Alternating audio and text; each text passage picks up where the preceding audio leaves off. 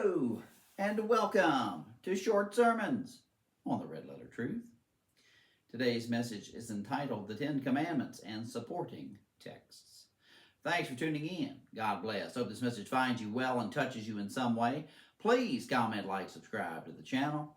So if you joined me earlier this week, I told you last week and the beginning of this week, that we would be doing a series on the Ten Commandments and looking at supporting verses in Scripture that help explain the commandments or show that they're in effect still, because there's a lot of people that seem to think that the Ten Commandments are no longer necessary or not. That was for the Old Testament times, the Old Covenant, the certain sects of people, specifically the Jews, had to obey these things, but not that Jesus nailed these things to his cross, and none of these things are biblical. The Ten Commandments are in effect. They will always be in effect, and that's why I decided to look at each one separately and supporting text for each commandment, showing this from Scripture.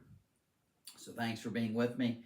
I'm starting in Exodus chapter 20, so I can read the first commandment, and then I'll look at some supporting texts for it, and I'll probably get to the second commandment today. I'm going to do 1 to 2 commandments per video, and try to spend some time looking at each one and supporting Scripture regarding the commandment. So, King James Version, as always. Exodus 20, verse 1, "And God spoke all these words, saying, I am Jehovah thy God, which brought thee out of the land of Egypt, out of the house of bondage. Thou shalt have no other gods before me." First commandment. Thou shalt have no other gods before me. So the majority of the Christian world today, unfortunately, worships a triune God. Worships a Trinity, if you will. One God in 3 co-equal, co-eternal persons. I've talked about this many times, and I'm sure I'll talk about it many more times, because it is a problem in society.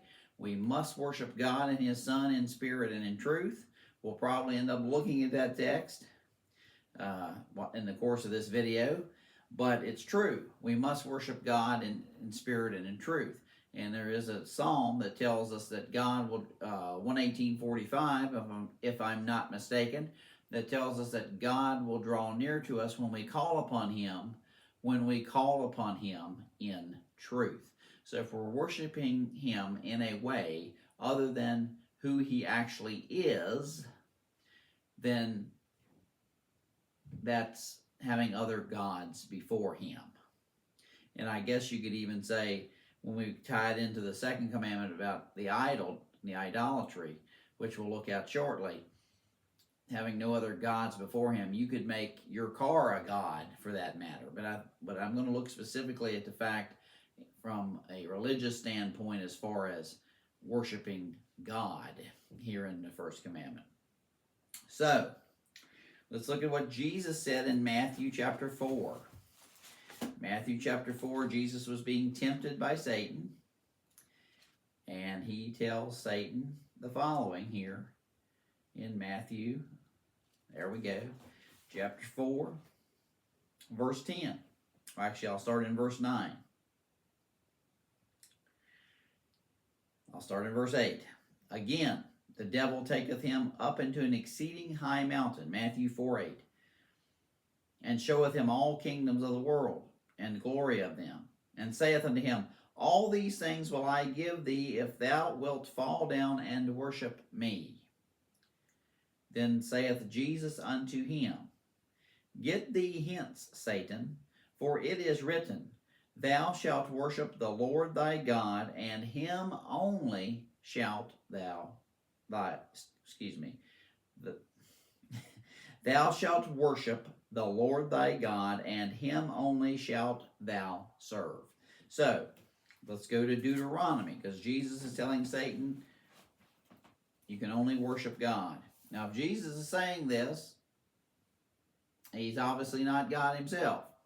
He's saying that you worship God and no one else, and of course, God is His Father. So we'll go to Deuteronomy chapter 6. Deuteronomy chapter 6. And we'll start in verse 13. Thou shalt fear Jehovah thy God, and serve him, and shalt swear by his name. Ye shall not go after other gods, of the gods of the people, which are round about you. For Jehovah thy God is a jealous God among you, lest the anger of Jehovah thy God be kindled against thee, and destroy thee from off the face of the earth. So, let's read that again. As referring to the first commandment here, we're looking at supporting texts of the first commandment, thou shalt have no other gods before me. Jehovah God is saying here, ye shall not go after other gods of the gods of the people. Well, who came up with the doctrine of the Trinity? Who decided that God was triune in nature, as opposed to the one true God that we see in Scripture? Well, that was a council of men who did that. And what's it say here in Deuteronomy 6:14? Ye shall not go after other gods of the people. So the Trinity is a God of the people because men came up with it. Men came up with the doctrine of the Trinity. And it tells us here not to go after those gods. And that's what we see here in today's society. That churches are preaching God in a way that is against what the Bible shows us. The Bible shows us one true God. We'll look at John 17:3 real quick. We all know this text, but it's important if we're considering the first commandment, and you shall have no other gods before me. Jesus speaking here in John 17. If I can find here, pages want to stick together sometimes. John 17:3, Jesus says, and this is life eternal, that they might know thee, the only true God. Thou shalt have no other gods before me. Jesus himself, the Son of God, the literal only begotten Son of God, is telling God, praying to God, and this is life eternal, that they might know thee, the only true God, and Jesus Christ, whom thou sent. So again, that's God's the only true God. We can put no other gods before him. That's the first commandment. We know that we must keep all 10 commandments, because if we fail at one, we fail at all. So if we're worshiping a God, or God, I should say, in a way other than the Bible depicts him, which is the one true God, we just saw Jesus describe him and pray to him in that manner, then we're breaking the first commandment. So now let's go back and look at the second commandment. Exodus chapter 20. Didn't leave my page marked here. Exodus chapter 20. And I'll continue to read. And God spoke all these words, saying, I am the Lord thy God, Jehovah thy God, which have brought thee out of the land of Egypt, out of the house of bondage. Thou shalt have no other gods before me. Thou shalt not make unto thee any graven image, or any likenesses of anything that is in the heaven above, or that is in the earth beneath, or that is in the water under the earth. Thou shalt not bow down thyself to them, nor serve them, for I, Jehovah thy God, am a jealous God, visiting the iniquity of the fathers upon the children, and to the third and fourth generations of them that hate me. Now, this is idolatry, the second commandment. Making false idols or false images of God and bowing down to them. It could also refer, in this day and time, I just bought a new Corvette, and I tell you what, I can't quit driving. I just like getting in that thing, man.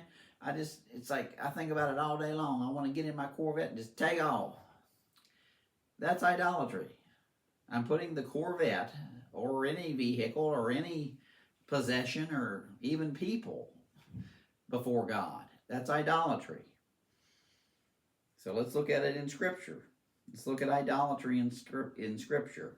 Isaiah chapter 40. Isaiah chapter 40.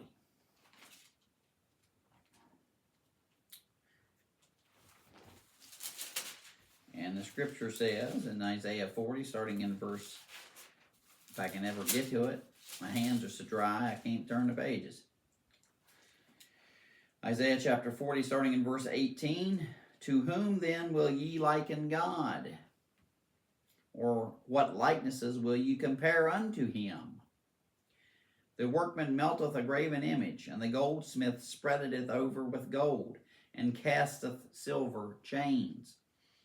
He that is so impoverished that he hath no oblation chooseth a tree that will not rot. He seeketh unto him a cunning workman to prepare a graven image that shall not be moved. Have ye not known? Have ye not heard?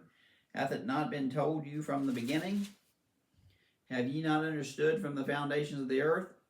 It is he that sitteth upon the circle of the earth, and the inhabitants thereof, or as grasshoppers, that stretcheth out the heavens as a curtain, and spreadeth them out as a tent to dwell in, that bringeth the princes to nothing. He maketh the judges of the earth as vanity.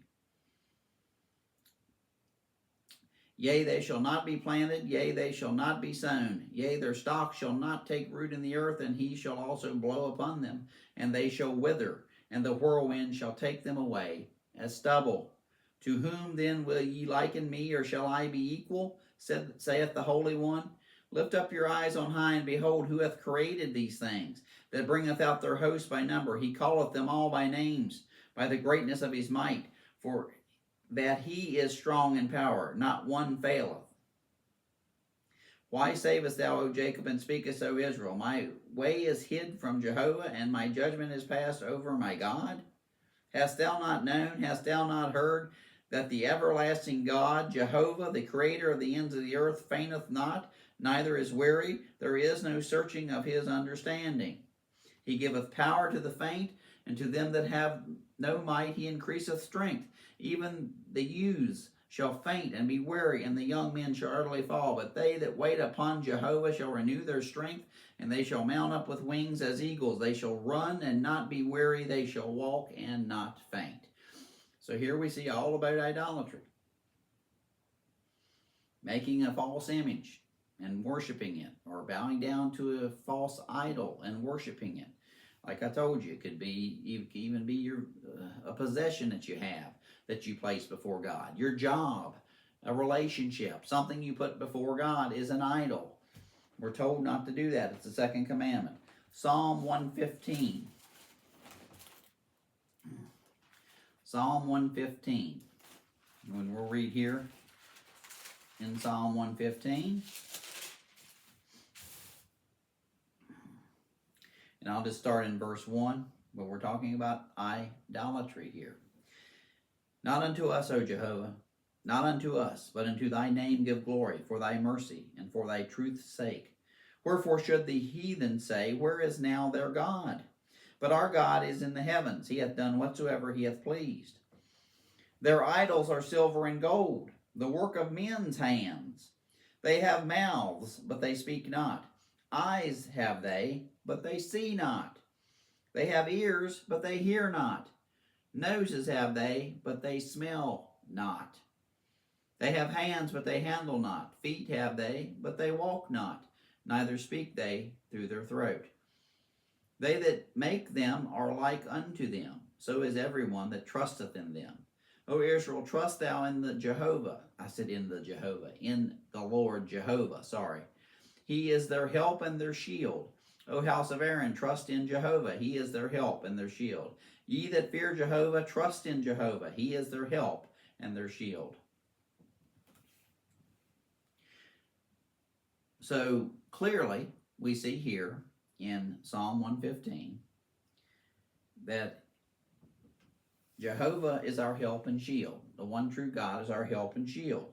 That we should not bow down to any false idol or something that represents God in any way, because we're to worship God himself, the one true God who created everything, who created the heavens, the sea, the earth, and the fountains of water, the one true God. So we've looked at commandments 1 and 2 today with supporting scriptures. Thanks for tuning in. Please join me next time for a further look at the 10 Commandments. God bless.